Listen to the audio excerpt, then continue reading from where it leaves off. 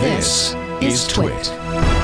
Don't miss All About Android every week. We talk about the latest news, hardware, apps, and now all the developer-y goodness happening in the Android ecosystem. I'm Jason Howell, also joined by Ron Richards, Florence Ion, and our newest co-host on the panel, Wen Tu Dao, who brings her developer chops. Really great stuff. We also invite people from all over the Android ecosystem to talk about this mobile platform we love so much. Join us every Tuesday, All About Android on twit.tv. I think it might be interesting to talk about the collapse of crypto, and there's so many angles on this. But sir, you were so for the crypto world. I mean, you just said nothing but glowing things about. Oh, he's blockchain. winking at me. Thank God, because I don't want to be named in this lawsuit. FTX, which is the crypto exchange that has become insolvent, Samuel Bankman-Fried's crypto exchange. Perhaps a little weird, but you might have seen ads for it. Larry David on the Super Bowl saying, the wheel, no, you can eat a bagel. You can't eat the wheel. And then he's talking about how he hates forks and toilets. And finally, they asked him about crypto. He says, no. And then the tagline is, don't be Larry. All right. Invest in crypto. Strangest Super Bowl commercial ever. Much like Matt Damon for Crypto.com saying, courage favors the bold, which it doesn't, as it turns out, because if you'd bought Bitcoin after seeing that ad with Matt Damon at $60,000, you would be very scared now to see Bitcoin down to $16,000. So there is a class action suit against not only Larry David, but remember Tom Brady and his wife, ex-wife, Gisele Bündchen, did an ad also on football games. Doesn't Larry David have a defense? Yeah, Larry said he didn't like it, so that'll be interesting. Steph Curry. I think that'll be fascinating. Other celebs, all of whom, endorsed FTX. Shaquille O'Neal. They've been named in a class action lawsuit accusing FTX and its, quote, brand ambassadors of deceptively encouraging customers to invest in the company. When Bitcoin and other cryptocurrencies crashed, a lot of the exchanges started to suffer. First, kind of the outliers, Robinhood, FTX jumped in and gave Robinhood the money to keep going. Then BlockFi, FTX jumped in, gave them the money. But then all of a sudden, probably I'm thinking there's a little shenanigans going on with their competitor, which is Binance. Binance, yeah. Because Binance, I think maybe stuck the knife in and implied, I think, that maybe FTX wasn't solvent. Because Binance said they were going to come and buy it. And then they said we're going to buy it. And then they said, well, we looked at the books and we don't want any of that on us. Turn that knife. Yeah. So there was a run on FTX for $6 billion. FTX said, well, we don't have reserves to cover that. A normal bank has to have, I think, 2% or something like that for reserves in case of a run in the bank. There's no regulation of FTX. They're in the Bahamas anyway. So they basically declared Chapter 11 bankruptcy. There were some shenanigans because it turns out at the same time as he was running FTX, he also owned, and his girlfriend, his 28-year-old girlfriend, was running Alameda Research, which was a crypto trading firm, and FTX was giving its own crypto token, FT, to Alameda Research, which they had promised they wouldn't do. They were in effect taking your deposits and putting him in Alameda Research for Alameda Research to trade, and they were doing very risky trades. Of course. And the problem is that was with your money, not with Sam's. Anyway, he's got $0. Unclear what's going to happen to him. New York Times acted as if it wasn't his fault. They had a whole profile of SBF just a couple of days ago. He's still doing PR. I put an interview with him up just a few minutes before the show. Doing interviews. But what'll be interesting, Michael Lewis was in the process of writing a book, had gone to the Bahamas many times, interviewed him. He's going to have the best ending to any book ever when the book comes out. So, as opposed to Walter Isaacson, who is writing the Musk book, and it's never going to end. Yeah. No, that's an ongoing. You just have a blog. Ongoing yeah, exactly. So, but But can we talk about the lawsuit? Because this is the dumbest lawsuit I've ever heard. What is Tom Brady supposed to do? Like launch an investigation before he does a commercial? Right. I wanted to ask that I too, don't endorse anything that I don't believe in. But let's look at Ford, the Ford Pinto. That's really rare. But if they're going to take money away from the people who are promoting these things, they should take that money and give it to you and me, Leo, because we've been telling people avoid crypto generally. So we should get the money. You know what I mean? It's like, I'll take my check from that lawsuit, but it's a frivolous lawsuit. I think Golden State Warriors are named because they had FTX on the company's logo. You might have seen in the World Series, the umpires had FTX on their uniforms. Again, very smart ad buy. Not the players, the umpires. The guys. When you're making financial decisions, are you off the hook because an umpire had a sticker on his uniform? I mean, come on. The defendants named in the suit, according to the suit, either controlled, promoted, assisted in, or actively participated in FTX's business. Now, there is some precedent. Jeff Jarvis has been doing some research. There is. There's a few here, and fun video to go along with it. Oh. So Pat Boone in 1981 endorsed an acne cream saying it was going to get rid of your zits. And it didn't work so well, as no acne cream does. And so he was brought up by the FTC in the matter and eventually had to apologize and paid some reparations. Oh. Right? You want to pay a little bit of Pat Boone there just to give people, these kids here, a sense of who Pat Boone was? Tell me again. Pat Boone? Oh, I'm looking at the wrong show. That would be why I can't find it. Thank you, Benito. His life is so confusing. What's the name of this Down show? there about line 90. Line 90. Okay. Then we're going to get to an even better case. I thought it was weird that all the stories are about Apple. So, okay. Pat Boone advertised that this acne medication had helped his 4 daughters and turned them blemish-free. Oh. And then he admitted that this was wrong. He was chastened by the FTC and accepted personal responsibility and paid restitution. But that's not the best story. Before I get a little side note. But wait, because we'll send you a knife. Because on the screensavers, one of our hosts was Pat Boone's granddaughter.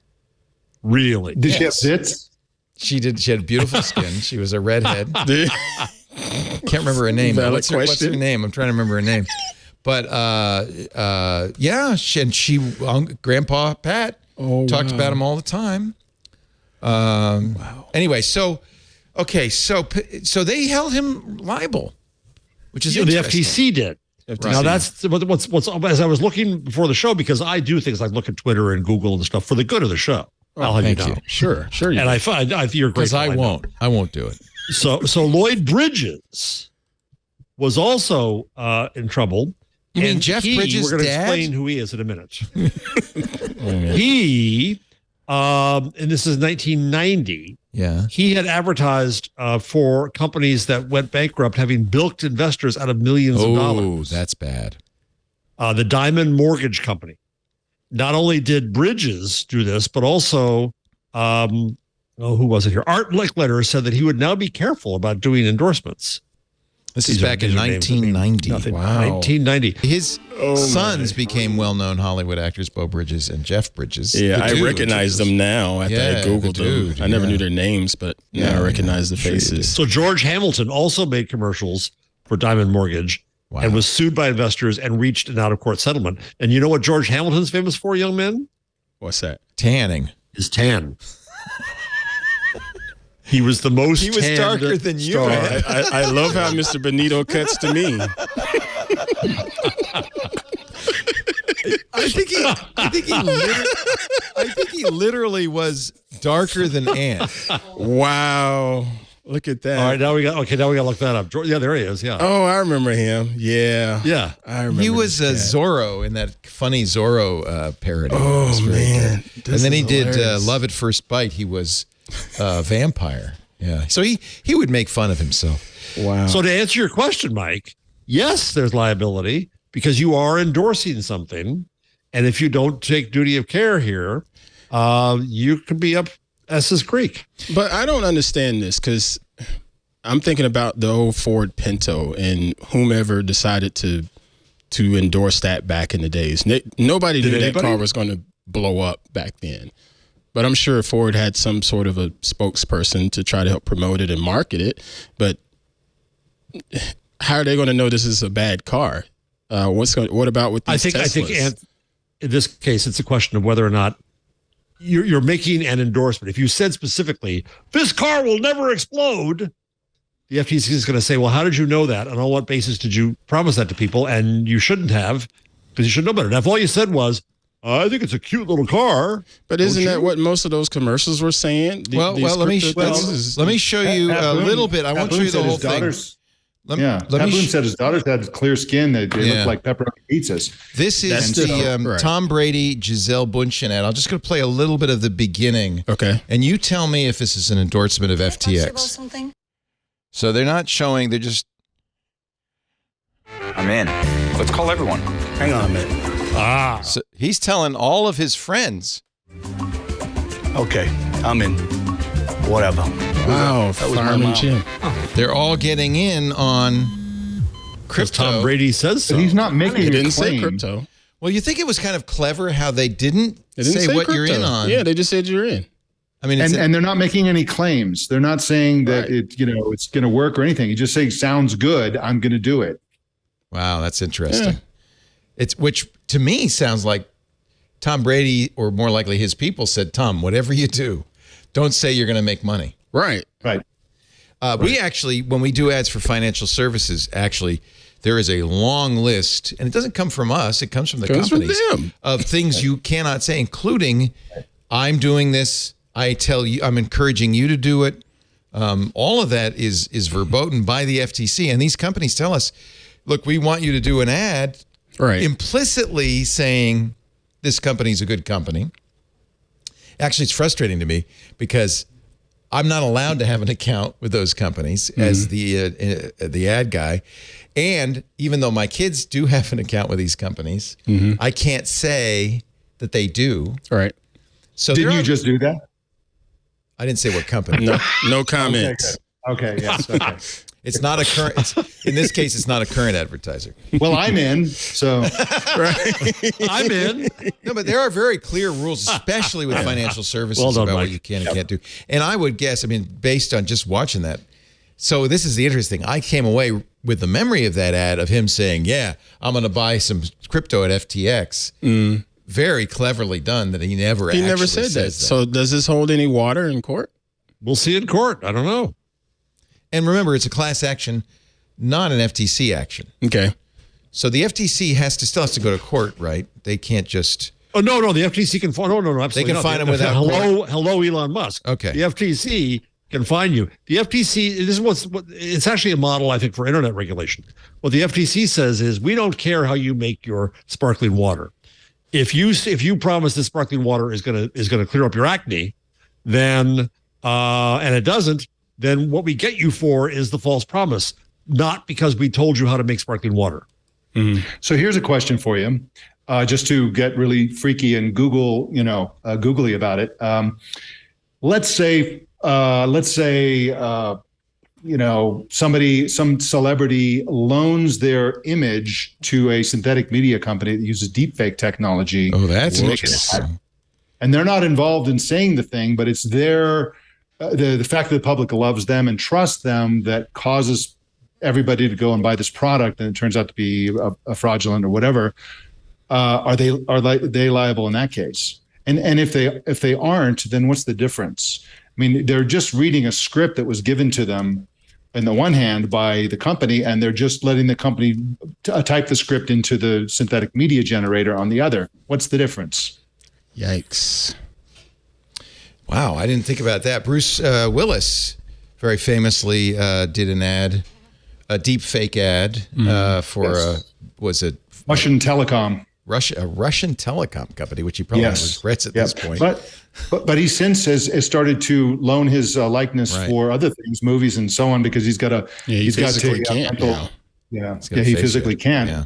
But this is really the future. There's one person who's predicted that within a few years, the vast majority, more than 90% of the media posted online would be synthetic media of one kind or another. Well, so we've been doing that on TWiT for years. Oh, Yeah, wait a no, minute. I yeah, forgot that I didn't tell anybody that. No comment, sir. You retired 5 years ago, Leo. I am a figment dead. of Leo's nightmare. Incredible simulation. All right. So there you have it. That's the FTX story. I really think this is an interesting story, and it doesn't. So Crypto.com is still around. There's another company that's been doing Coinbase that's still around. Coinbase, Binance is still around. I wonder though how long they can continue. There's no evidence that they've been fraudulent in any way, but I wonder how long they can continue. Or is this going to turn people against crypto? Maybe, probably not. I don't think so.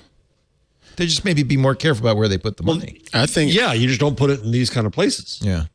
Yeah, I think there's still the normals out there in the world that are still holding on to the hopes of crypto being big and a get rich quick kind of thing for them, regardless if they understand the technology behind blockchain or any of that. But I'm pretty sure people are still just sort of squirreling away for stuff like Shiba.